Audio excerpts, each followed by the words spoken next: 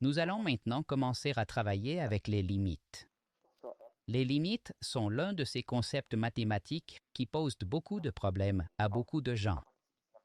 Mais je pense que c'est une idée mathématique assez simple. Et pour commencer, il est préférable que nous regardions ce qu'est une limite. Disons-le ainsi, nous avons une fonction f de x qui est définie comme x moins 1 au numérateur divisé par x moins 1 au dénominateur. Eh bien, avant de nous consacrer à cette fonction, rappelons-nous ce qu'est une fonction.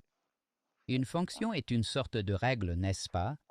Dans notre cas, c'est x moins 1 divisé par x moins 1 qui relie le domaine de définition. Dans ce cas, notre x a certains i dans l'ensemble des valeurs, n'est-ce pas?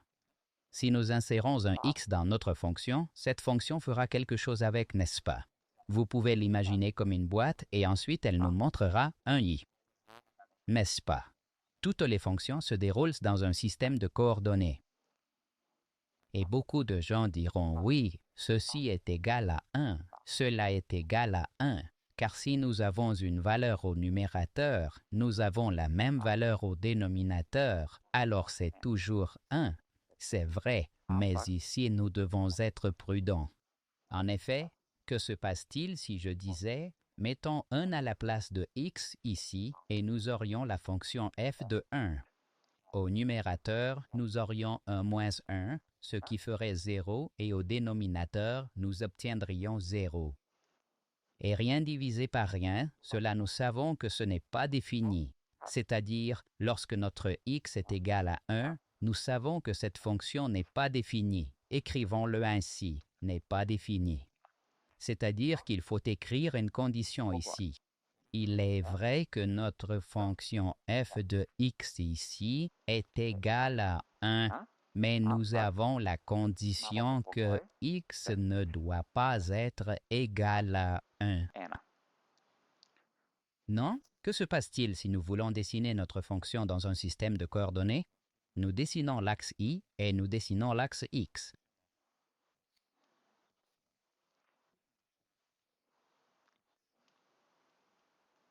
Eh bien, nous avons dit qu'une fonction est une règle, n'est-ce pas, qui mappe à partir du domaine de définition, disons que c'est le domaine de définition, ce sont nos x. Et ensuite, nous obtenons l'ensemble des valeurs de nos y. Eh bien, si notre x est par exemple 2, qu'obtenons-nous? Nous obtenons 1. Nous obtiendrons toujours 1. Quoi que vous insériez ici à la place de x, 1, 2, 3, 10, 100, je ne sais pas, n'importe quoi, vous obtiendrez toujours le résultat 1. Donc, notre fonction est une fonction constante où y est égal à 1. Mais nous devons être attentifs. Nous avons dit, lorsque x est égal à 1, ou plutôt ne doit pas l'être, n'est-ce pas? Mais si c'était égal à 1, si nous insérions 1, nous obtiendrions que ce n'est pas défini. C'est pourquoi, dans ce cas, nous faisons ici, ou dans cette fonction, un tel espace, et c'est généralement un petit cercle. Et cela signifie que notre fonction n'est pas définie pour 1. Nous l'avons vu ici, n'est-ce pas? Si nous insérions 1, notre fonction n'est pas définie. Quelle que soit l'autre valeur que nous insérons, n'est-ce pas? Si nous insérons, je ne sais pas, moins 1, moins 2, nous obtiendrons toujours 1. Mais nous avons besoin maintenant de cela, n'est-ce pas, ce que nous avons écrit ici? Pour cela, nous avons besoin d'une autre notation, et nous avons introduit les limites. Eh bien, la limite s'écrit comme ceci. Nous pouvons maintenant décrire cet état, n'est-ce pas, comme la limite de notre fonction f de x. Quand x tend vers 1, c'est égal à 1.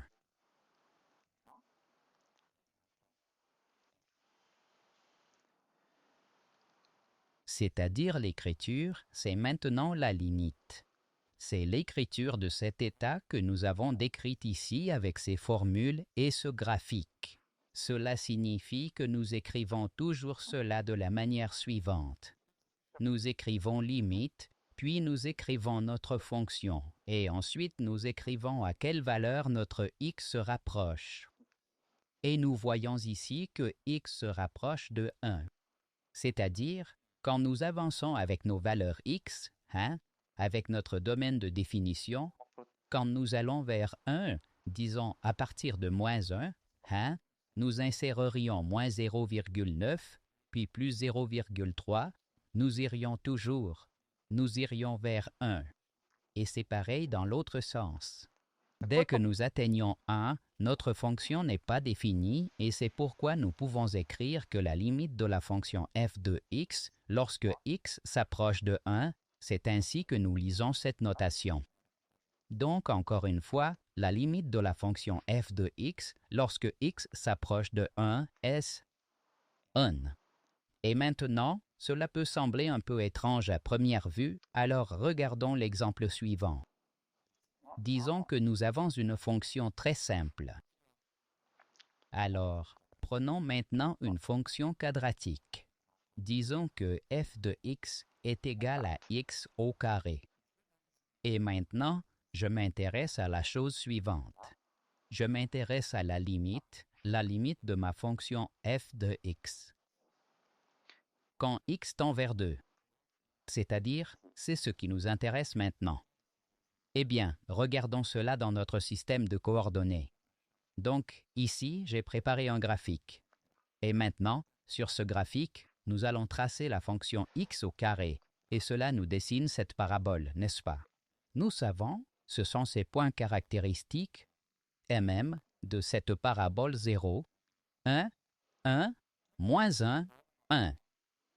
Eh bien, et ici j'ai préparé un tel point que je peux déplacer et qui me montrera les valeurs mm, x et y. Ce point a une coordonnée x et une coordonnée y. Alors, et si nous, prenons une calculatrice, si je dis comme ça. D'accord, essayons la chose suivante. Essayons de remplacer ce x ici, essayons d'insérer par exemple 1,5 et prenons une calculatrice. Puis nous reviendrons immédiatement à notre graphique. Prenons la calculatrice et disons, d'accord, nous avons 1,5. Mettons cela au carré. C'est 2,25. Mettons par exemple dans la calculatrice 1,9 au carré et nous obtenons 3,60 et 1. Mettons par exemple maintenant 1,99 au carré et nous nous approchons, nous pouvons voir une valeur. Mettons encore comme ça 3,9.